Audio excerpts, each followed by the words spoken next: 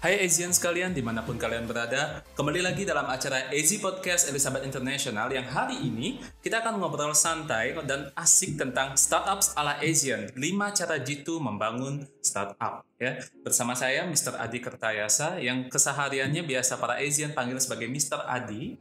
Ya, dan di sini saya juga sebagai Director of Incubator Business Elizabeth International yang dalam perjalanannya seperti yang para Asian ketahui bahwa saya juga menjadi fasilitator dan pendamping para tenan dari inkubator bisnis Elizabeth International. Nah, sekedar informasi bahwa tahun 2020 kemarin Elizabeth International melalui inkubator bisnisnya telah berhasil mencetak 35 startup, ya, 35 bisnis baru, bisnis yang baru berjalan yang berasal dari para Asian semuanya. Kemudian itu kita kompetisikan dan mencari 20 bisnis yang kita anggap paling siap, kemudian kita rekrut sebagai tenan kita. Nah, para tenan ini sampai sekarang mereka masih mendapatkan bimbingan tentang bagaimana caranya menjalankan usaha, termasuk juga bimbingan bagaimana caranya untuk menentukan harga, dan di awal kita juga berikan bantuan dalam bentuk modal awal. Nah, hari ini saya akan menemani para Asian sekalian untuk ngobrol santai tentang bagaimana sih sebenarnya caranya kita untuk membangun sebuah usaha dari awal ya. Nah, kenapa kita ngobrol hari ini? Karena beberapa waktu terakhir ini, terutama di masa-masa sejak masuknya tahun 2021, itu mulai banyak ada Asian yang kayak japri ke saya ataupun pada saat video conference di kelas entrepreneur itu nanya dan mempunyai beberapa kegundahan tentang dirinya. Yang salah satunya adalah mungkin ini relate juga ya dengan para Asian yang sedang ada di rumah. Mungkin ada yang merasa selama kondisi sekarang, selama kondisi new normal, banyak yang mempunyai banyak waktu luang untuk akses informasi lewat HP, di internet, nonton YouTube. Dan dari sana tanpa kalian sadari, kalian tiba-tiba dapat punya skill tambahan. Mulai yang dari dulunya belum begitu paham public speaking, tiba-tiba bisa public speaking. Dari yang dulunya cuma bisa bikin kopi, sekarang tiba-tiba bisa masak gitu. Dan dari sana, dari skill-skill tambahan itu, mulai muncul beberapa kegelisahan ya dari para Asian, kegelisahan, pertanyaan pada dirinya, ini skill saya mau bawa kemana ya, sekarang saya punya kemampuan di bidang ini, saya mau ngapain, dan itu sering banyak yang nanya sama saya. Dan sebenarnya para Asian yang merasa hal yang sama itu nggak usah khawatir ya, karena kalau kita lihat dari timeline kelahiran para Asian di sini, kalian adalah generasi Z ya, generasi Z atau ya, disebut juga sebagai job hopping generation.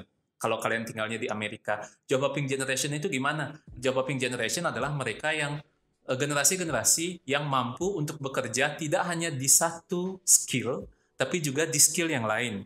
Ya, jadi seperti para Asian yang merasakan saat ini, mungkin ada yang kuliahnya di kulineri, tapi kalian tiba-tiba bisa membuat postingan yang cantik di sosial media, seperti itu. Nah, berawal dari sana, banyak kemudian yang nanya sama saya, Sir, saya mau buat bisnis ini cocok nggak? Sir, saya mau buat usaha kayak gini bagus nggak? Sir, saya udah buat usaha kayak gini, kira-kira gimana ya operasionalnya? Nah, maka dari itu, hari ini mungkin saya akan share beberapa cara sebenarnya. Mungkin ada Asian yang juga ingin merasa membuat usaha yang sama, tapi mungkin belum sempat ngontak, jadi saya sekalian aja share. Sebenarnya para Asian sekalian, ketika kalian membuat usaha, ada beberapa hal-hal penting banget yang harus kalian perhatikan. Jadi tidak begitu merasa, oh kayaknya ini bagus, saya buat usaha, kayaknya ini bagus, saya buat bisnisnya. Tidak bisa seperti itu, ya. Tidak bisa seperti itu. Kalau kalian coba, maka yang kalian alami adalah traction, istilahnya. Traction itu gimana? Usahanya ada, usahanya bagus, tapi nggak ada yang beli gitu. Tapi nggak jalan, tapi operasionalnya nggak jelas. Itu namanya traction. Maka dari itu yang akan saya bahas sedikit ya melalui tagline 5 cara jitu membangun startup hari ini. Semoga nanti para Asian bisa memetik hikmah-hikmahnya, dan kemudian kalau ada yang bingung nanti bisa japri juga ke saya ya tentang apa sih maksudnya atau pengembangannya. Nah, kita mulai aja. Jadi yang pertama, ketika kalian memulai sebuah usaha, harus timbul satu pertanyaan di pikiran kalian. Why? Kenapa? Ya. Awali usaha kalian dari pertanyaan kenapa. Kenapa sih kalian membuat bisnis ini? Ya. Dari sana kembangkan juga pertanyaan. Jadi intinya ketika kalian mau membuat usaha, jejali kepala kalian dengan pertanyaan dulu, ya. Pertanyaan kayak, kenapa saya membuat usaha ini? Kira-kira di sekitar saya ini sedang ada apa sekarang? Kira-kira apa yang bagus saat ini di sekitar saya? Kira-kira apa yang bisa membantu di sekitar saya? Kira-kira bagaimana caranya saya menggunakan skill ini untuk memberikan benefit pada orang-orang di sekitar saya, ya. Jadi yang pertama, sebelum kalian membuat usaha, be aware with problem around you, ya. Karena semua usaha, semua bisnis itu diawali bukan dari solusi, tapi dari problem, ya. Kita mengawali semua usaha itu dari masalah. Ketika ada masalah, di sanalah kita bisa memberikan solusi.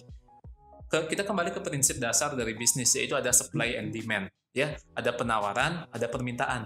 Kalau nggak ada yang perlu, nggak akan ada yang beli, ya. That's the question. Walaupun ada yang nyuplai, tapi mereka nggak perlu, mereka nggak beli. Maka dari itu, ketika nanti Asian ingin membuat sebuah usaha, perhatikan dulu di sekitar kalian. Masalahnya apa nih?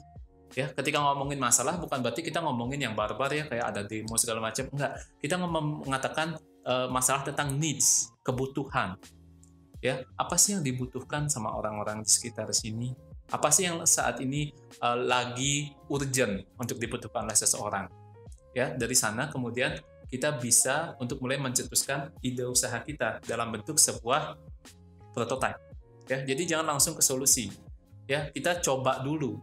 Kenapa? Karena ketika kita melihat sebuah masalah, melihat sesuatu itu kan subjektif ya, dari sudut pandang kita. Belum tentu ketika kita merasa, wah ini masalah nih, ini cocok nih. Belum tentu orang juga melihat itu sebagai masalah. Karena itu, tahap kedua untuk memulai usaha adalah tahap validasi. Ya, kita melihat growth dari market kita, kita melihat pertumbuhan dari market kita, kita melihat potensi dari usaha kita. Jadi kita lihat tahap validasinya dulu. Validasi itu ngapain? Validasi itu kita ngecek ke lapangan. Bener nggak nih? Bener nggak nih kegelisahan saya itu ada? Bener nggak nih potensi yang saya lihat akan membantu orang-orang ini betul? Bener nggak nih kira-kira kegelisahan ini juga dirasakan oleh seseorang, ya. Nah, jadi yang kesalahan dari banyak pemilik usaha baru adalah mereka itu terlalu subjektif dengan pandangan mereka. Jadi mereka tuh ngerasa kayaknya saya ini suka makanan pedas. Kayaknya di daerah saya nggak ada yang jual makanan pedas nih. Kalau saya jual nih pasti laku nih gitu, ya. Padahal belum tentu juga, karena itu sangat subjektif. Bisa jadi di sana nggak ada yang jual makanan pedas karena yang suka makanan pedas ya hanya kalian aja, ya. Maka dari itu perlu adanya validasi.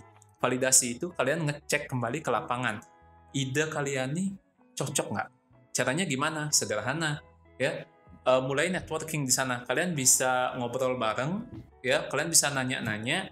Kalian bisa artinya mendengarkan kegelisahan dari orang, ya. Kalian bisa mancingin pertanyaan itu. Jadi misalnya kita tetap ngomongin yang tadi ya, tentang di daerahnya itu nggak ada makanan pedas gitu. Kalian bisa terjun ke lapangan, di sana kalian ngobrol sama teman-teman kalian, tapi jangan bilang, saya mau buka makanan pedas, saya mau buka usaha makanan pedas, bagus nggak ya? Saya jamin mereka akan bilang bagus. Kenapa? Karena mereka mencoba untuk suportif. Nah, ketika kalian melakukan validasi, coba untuk melakukan pertanyaan secara terselubung. Jadi kayak kalian nanya, di sini kok nggak ada makanan pedas ya? Lu suka makanan pedas nggak? Lu kalau makan mie biasanya cabenya berapa? Something like that ya. Jadi kita menanyakan potensi marketnya. Ada nggak nih orang yang mau? Ketika kita nanya, misalnya kita ngobrol dengan 30 orang, dan ke-30-nya mengatakan enggak, berarti jawaban dari pertanyaan kenapa di sana nggak ada yang jual makanan pedas ya karena orang di sana nggak suka yang pedas. Ya. Nah, itulah pentingnya untuk validasi, teman-teman. Ya. Nah, kalaupun again ini menarik, ketika validasi, ketika pun di daerah kalian tidak ada yang suka makanan pedas, kalian bisa, sekarang kan kita udah zaman online ya, kalian bisa artinya untuk melakukan validasi secara online. Siapa tahu pasar kalian bukan di daerah kalian, tapi di daerah tetangga. Ya. Jadi itu yang kedua, validasi dari ide kalian itu penting banget. Nah, setelah validasi, penting untuk para Asian sekalian juga untuk mengukur growth market-nya. Mengukur growth market itu gimana? Kita melihat potensi dari usaha yang mau kita buat nih. Karena ketika kalian membuat bisnis, penting untuk berpikir kira-kira bisnis saya ini arahnya kemana. Ya, ada yang membedakan antara berbisnis dengan berdagang, para Asian sekalian. Kalau kalian berdagang, di sana kalian hanya punya misi, yaitu tujuan jangka pendek. Sedangkan dalam berbisnis, ya, kalian memiliki visi dan misi. Kalian punya jangka pendeknya seperti ini, jangka panjangnya seperti ini. Jadi kalian punya dua tujuan, ya. Jangka pendeknya misalnya saya mau punya outlet kecil, jangka panjangnya saya mau buka online store, seperti itu, ya. Nah, untuk sampai ke tahap itu, para Asian perlu untuk melihat potensi dari market kalian, ya. Salah satunya adalah apakah usaha ini akan diperlukan lama. Itu penting sekali untuk diperhatikan, ya. Apakah usaha yang kalian tawarkan ini akan diperlukan jangka panjang? Ada sebuah tips yang pernah saya dengar, ketika kalian membuat usaha, usahakan jangan menggunakan metode FTT. FTT itu follow the trend, ya. Jadi kalau misalnya sekarang ini lagi booming nih, lagi booming satu tren, kalian tiba-tiba buat usaha itu, usahakan untuk menghindari yang seperti itu. Kenapa? Karena kalau kalian FTT, follow the trend, the moment trend itu, namanya trend, akan ada naiknya, akan ada turunnya. The moment trend itu naik, kalian dapat pasar. Tapi the moment trend itu turun, the moment trend itu ditinggalkan, ya usaha kalian akan diuji di sana. Ya, sebagai contoh, misalnya sekarang nih lagi trennya misalnya pakai salah satu jenis pakaian, ya, salah satu jenis pakaian yang coraknya unik gitu, dan tiba-tiba booming, banyak orang yang make, dan kalian jual itu oke, ya, itu oke kalau kalian mau follow the trend. Cuman masalahnya adalah di sini kalian adalah seorang pedagang, bukan menjadi seorang pebisnis. Karena the moment nanti tren dari pakaian itu turun, di sana usaha kalian akan di-challenge, ya. Di sana usaha kalian akan mengalami tantangan yang luar biasa karena kalian hanya fokus di sana. Oke. Nah, jadi ketika kalian memikirkan sebuah usaha, pahami tentang apa kira-kira yang akan bertahan jangka panjang, ya. Memiliki pikiran seperti itu. Saya kasih contoh beberapa, tapi tidak harus yang ini, ya. Sebagai contoh, kita bisa mengambil bisnis dari kebutuhan primer dan sekunder dari masyarakat. Kebutuhan primer itu adalah kebutuhan yang wajib ada, ya, yang wajib ada tanpa harus memikirkan modelnya, bentuknya, tapi itu wajib ada. Contohnya seperti food and beverage, contohnya, ya. Siapa sih yang nggak butuh makan dan minum, ya? Setiap hari kita perlu makan, setiap hari kita perlu minum, ya. Kemudian fashion juga, tapi kita ngambil fashion itu menyesuaikan, jangan fokus hanya pada satu corak tertentu atau yang saat ini sedang booming, karena setiap hari orang akan perlu untuk fashion, ya. Kemudian sekarang apalagi di masa kita yang sangat tidak pasti ini, alat-alat kesehatan, prokes itu juga menjadi salah satu kebutuhan primer, ya. Seperti sekarang kalau keluar nggak pakai masker itu akan jadi challenge, ya. Kebutuhan untuk kebersihan diri juga itu menjadi alat primer sekali sekarang karena kita menerapkan 3M. Nah, yang seperti itu, ide-ide bisnis yang seperti itu yang sekiranya akan memiliki growth market yang jelas, ya, memiliki pertumbuhan pasar di mana setiap harinya akan ada orang yang memerlukan itu, di mana mau sekarang, besok, minggu depan, bulan depan orang masih akan perlu itu. Jadi kita tidak terlalu mengkhawatirkan tren. Ya, kalau nanti trennya turun gimana gitu. Oke, kalau misalnya namanya kita jualan pasti akan ada trennya turun, ya, penjualan turun, tapi ketika usaha kita memang sudah diperlukan oleh masyarakat, yang kita perlukan adalah adjustment, ya, adanya refreshment, adanya penyesuaian, adanya pembaharuan. Tapi kita tidak meninggalkan usaha kita, jadi kita nggak usah bikin usaha baru, tetap dengan yang lama, hanya aja dengan sedikit pembaharuan. Nah, jadi itu yang kedua, para Asian sekalian. Terus yang ketiga, fokus on user, ya. Kalau bahasa startupnya kita bilang fokus on user, tapi kalau bahasa bisnisnya kita bilang fokus on your customer, ya. Jadi ketika nanti para Asian membuat usaha, fokus kita adalah pada pembeli, ya, pada kebutuhan dari pembeli. Boleh kalau seandainya kalian menjadi pebisnis yang mempunyai idealisme, ya, yang mempunyai cara berpikir yang berbeda, itu boleh. Tapi jangan lupakan bahwa usaha kalian nanti akan hidup karena adanya customer. Yang maka dari itu, fokus dari usaha ini adalah customer, ya. Maka dari itu penting untuk tetap memberikan untuk mulai merangkai kira-kira seperti apa service yang akan saya berikan agar customer ini nyaman, ya. Kemudian pembaharuan apa yang bisa saya berikan kepada customer ini sehingga dia memilih usaha saya, ya. Jadi fokusnya adalah pada customer. Kemudian selalu dengarkan customer. Tidak apa-apa jika kemudian core dari usaha kalian harus kemudian kalian revisi kembali karena melihat dari permintaan dari customer. Seperti contohnya Instagram, ya. Saya yakin di sini para Asian semua main Instagram. Hanya saja, for your information, awalnya Instagram itu digunakan untuk aplikasi check-in, ya, check-in lokasi, ya. Jadi misalnya kalian ke restoran, di sana kalian bisa check-in lokasi, kalian ada di restoran. Kalian misalnya ke lapangan, kalian bisa check-in lokasi, kalian ada di lapangan. Tapi kemudian lambat laun ketika orang sudah pakai Instagram, CEO Instagram ini memperhatikan tren bahwa ketika orang-orang ini check-in, mereka juga upload foto, ya, dan bahkan cek foto itu bisa lebih banyak dari tempat check-innya. Dia check-in di satu tempat tapi fotonya 3, fotonya 5 gitu.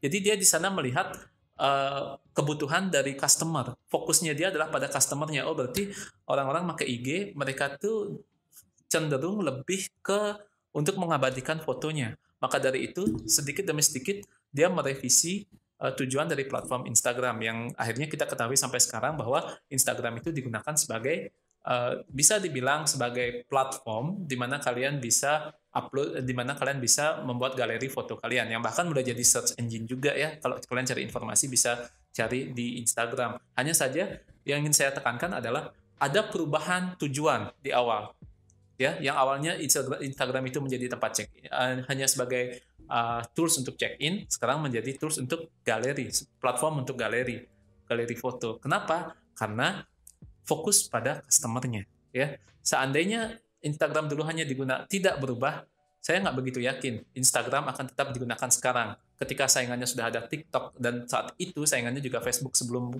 mereka kerjasama, ya. Dan kalau kalian tidak fokus pada user, kalian bisa jadi ditinggalkan. Contohnya seperti apa? BlackBerry, Nokia, seperti itu. Ya, ketika customer mereka memerlukan, mempunyai needs yang berbeda, itu tidak diikuti, mereka akan mencari siapa yang memenuhi needs mereka. Jadi penting sekali para Asian sekalian untuk mendengarkan apa keperluan dari masyarakat. Nah, yang selanjutnya yang nggak kalah penting yaitu adanya tim, ya. Ketika kalian membuat usaha, oke. Kalau mau sendiri, oke. Tapi ketika kalian mau usaha kalian bertumbuh, startup bisnis kalian bertumbuh, kalian perlu tim. Karena kenapa? Karena kita bukan Superman. Kita nggak bisa sendiri melakukan semuanya, ya. Kita nggak bisa, kita mulai dari perencanaan kita semua, kemudian eksekusi kita juga, kemudian cari feedback kita, auditing kita, besoknya balik lagi ke replanning, itu kita semua. Mungkin bisa dalam waktu 1-2 bulan, tapi pertanyaannya sampai kapan, ya. Maka dari itu kalau kita lihat bahwa prinsip dasar dari seorang entrepreneur itu mereka tidak melakukan persaingan, ya. Entrepreneur yang baik mereka tidak bersaing. Entrepreneur yang baik adalah mereka yang berkolaborasi. Jadi membentuk sebuah tim, ya. Misalnya nih, kalian merasa kayaknya saya jago nih dalam hal membuat makanan gitu, makanan kekinian. Tapi kayaknya kalau saya sendirian, mungkin saya paham juga marketing, tapi mungkin saya akan capek atau mungkin saya akan menemukan kendala karena tidak ada yang fokus sana, karena kayak saya harus masak, sekalian harus saya marketing. Kemudian keuangan juga kayaknya harus ada yang jaga nih. Saya bisa sih sendiri, hanya saja kalau sendirian nanti saya nggak fokus. Ya, belum lagi di kitchen, belum lagi di keuangan. Maka dari itu penting untuk kita untuk kita punya tim. Nah, punya tim ini para Asian juga harus hati-hati, ya. Karena ketika kita punya tim, belum tentu punya tim itu kita akan langsung klop dengan orang-orangnya, ya. Maka dari itu, ketika kalian mencari tim seperti apa yang kalian cari? Carilah mereka yang mempunyai visi yang sama dengan kalian, ya. Jadi harapan jangka panjang yang sama dengan kalian, tapi mempunyai fokus yang berbeda dengan kalian. Nah, itu menarik, ya. Jadi visinya sama, tapi fokusnya berbeda. Misalnya apa? Visinya adalah sama-sama ingin memiliki kebebasan finansial, alias nggak kerja sama orang, ya. Visinya adalah sama-sama biar nggak kerja sama orang, biar punya usaha sendiri. Tapi cari yang fokusnya beda. Misalnya kalian tadi yang fokusnya ada di masak, ya skill kalian, fokus kalian ada di masak. Tapi sekarang kalian ketika perlu tim accounting, ketika perlu tim marketing, di sana kalian mencari orang yang paham marketing, yang paham accounting, tapi juga ingin mempunyai sebuah usaha. Ya, jadi dengan mempunyai visi yang sama, kalian bisa jalan bareng bertiga, ya, dengan saling melengkapi. Oke, nah itu yang selanjutnya. Kemudian selain tim, penting juga yang paling penting adalah di sini kemampuan untuk manajemen. Ya, kemampuan untuk manajemen ini agak panjang kalau kita ngomongin manajemen, tapi untuk usaha yang baru ada manajemen yang penting itu adalah pada operasional dan pada money. Ya, money management ini penting banget ya, karena biasanya usaha-usaha baru itu akan menggunakan pendanaan dari tabungannya sendiri. Kalau kita bahasanya dalam startup kita sebutnya bootstrap ya. Nah, karena pendanaan dari diri sendiri, maka penting banget nih untuk memanage berapa alokasi dana, berapa pengeluaran, itu penting ya. Dan juga untuk operation ya, pastikan kalian punya standar operation. Hari ini ngapain, besok ngapain, lagi minggu depan ngapain. Perencanaan itu penting ya. Dan yang terakhir, ketika kalian mencari tim, sudah dapat tim, sudah dapat funding, usahakan kalian mendapatkan seorang mentor. Ya, terutama bagi para Asian yang baru memulai sebuah usahanya baru dari scratch, usahakan kalian mempunyai seorang mentor. Kenapa? Karena mentor ini bisa melihat usaha kalian, keputusan kalian, dan perjalanan kalian dari sisi yang berbeda. Ya, cari mentor itu yang gimana? Cari mentor yang tidak membuat kalian nyaman. Kok nggak yang nyaman? Benar. Karena kalau mentornya membuat kalian nyaman, berarti kalian tidak mendapatkan gojlokan yang kalian perlukan. Mentor itu malah tugasnya membuat kalian nggak nyaman. Kalian dikejar, kalian ditekan, ya. Kalian dikejar, kalian ditanyain, loh ini kok kayak operasionalnya kayak gini, loh ini kok keuangannya kayak gini, loh ini kok nggak ada gini, ya. Seorang mentor akan membantu kalian di sana, ya. Melalui penekanan, mereka akan membentuk kalian ditekan untuk dibentuk, ya. Dan salah satunya bahwa di Elizabeth International kita juga menyediakan para mentor di bidang masing-masing ya, melalui inkubator bisnis Elizabeth International. Para tenan yang sudah bergabung, ketika mereka mengalami kendala, ketika mereka memerlukan bimbingan, kita juga menyediakan mentor di bidang mereka masing-masing. Jadi itulah salah satu bentuk dari kontribusi dari inkubator bisnis Elizabeth International kepada usaha-usaha yang dimiliki para tenannya.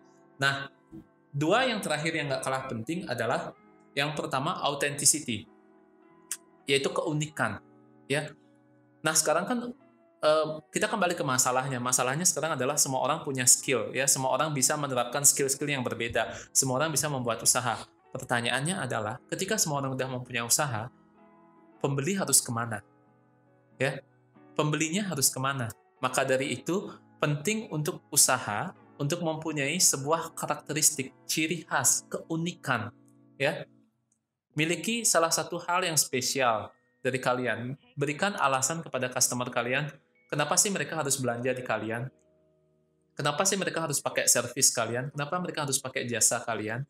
Ya, miliki sebuah keunikan. Nah, yang saat ini keunikan yang mungkin lagi trennya naik adalah experience. Ya, experience. Jadi usaha yang bisa memberikan pengalaman lebih kepada customer-nya, biasanya mereka ke sana. Kenapa? Karena ini survei dari salah satu influencer di TikTok ya, bahwa sekarang masyarakat itu tidak hanya mencari sesuatu yang let's say memenuhi kebutuhan mereka aja. Misalnya mereka lapar, mereka makan di luar. Mereka nggak hanya mencari makan yang bisa buat mereka kenyang, tapi mereka juga cari experience. Kenapa? Karena sekarang misalnya mereka nih lapar di rumah. Sebenarnya kan bisa masak ya, tapi kenapa sih mereka nggak masak di rumah? Ada banyak respon. Ya, ada banyak respon. Yang pertama, nggak bisa masak.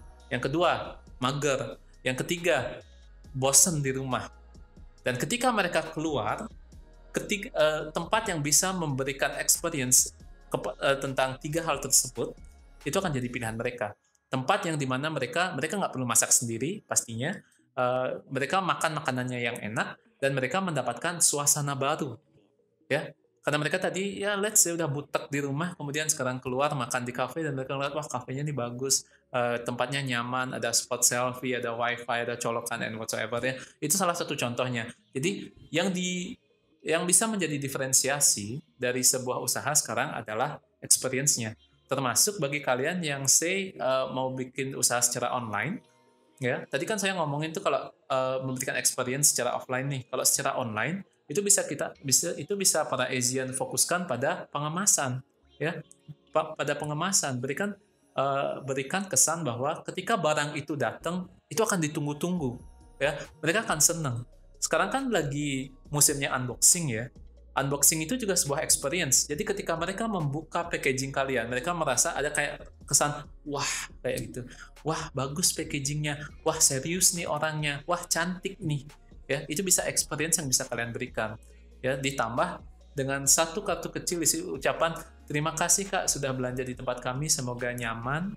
Ya, disebut juga sebagai thank you card, itu bisa memberikan experience yang luar biasa. Nah, jadi find your authenticity, find your uniqueness, give your client the best experience. Itulah yang membuat usaha kalian akan stand out from the crowd. Meskipun misalnya kalian punya usaha aksesoris, di samping kalian ada 5 usaha aksesoris yang sama persis dengan kalian nggak usah gentar. Kenapa? Karena usahanya boleh sama, tapi yang menjalankan beda. Ya, di sana kalian bisa nge-push diri kalian untuk menemukan uniqueness kalian. Dan yang terakhir, para Asian, tips yang terakhir untuk membangun usaha adalah tanyakan ini pada diri kalian. Apakah usaha kalian itu market friendly? Ya. Market friendly itu gimana? Market friendly itu adalah begitu orang melihat nama usahanya, begitu mendengar nama usahanya, mereka sudah terbayang. Dan dari terbayang itu mereka penasaran. Ya. Jadi mereka nggak ribet lagi mikirin, itu apa sih? Nanya kayak gimana?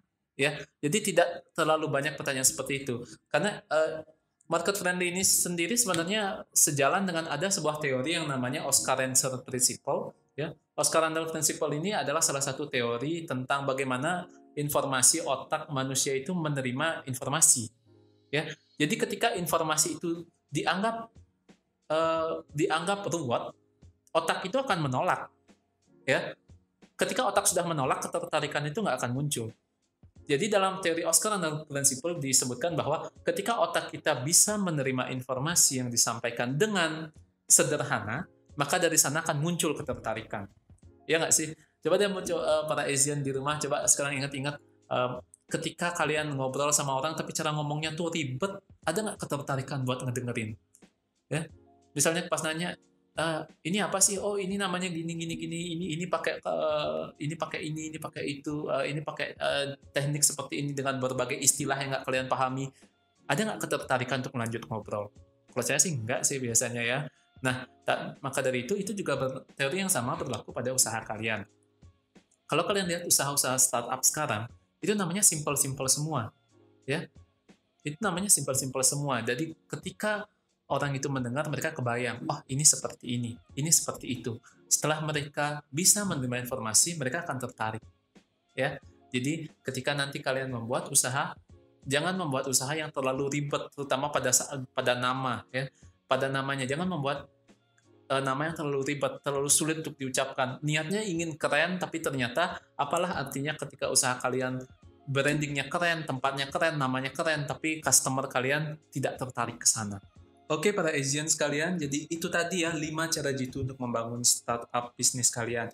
Nah, jika nanti para Asian masih ada mungkin yang punya pertanyaan atau mungkin ada kegundahan tentang usahanya atau mau arahnya kemana, don't worry. Karena di Inkubator Bisnis Elizabeth International itu selalu siap untuk membantu kalian ya. Kalian juga bisa kontak saya terkait hal ini, Mr. Adi Kertayasa, ataupun kalian bisa follow IG kita di AZInBiz_Elizabeth International untuk mendapatkan update-update dan info terkini tentang bagaimana sih caranya kalian untuk membangun sebuah usaha. Yap. Nah, jadi mungkin itu saja yang bisa saya share di AZ Podcast kali ini. Jangan lupa untuk terus pantengin AZ Podcast Elizabeth International. Kita akan selalu live, ada di YouTube dan juga ada di Spotify dengan materi-materi baru yang tentunya akan sangat beneficial untuk para Asian sekalian ya, untuk baik membangun karir maupun untuk meningkatkan skill dalam dirinya, baik secara hard skill maupun soft skill. Oke, jadi itu saja dari saya. Terima kasih. Saya Mr. Adi Kertayasa, live from AZ Studio Elizabeth International. Pamit undur diri dari AZ Podcast, Startup ala Asian, Initiate Your Future. Terima kasih.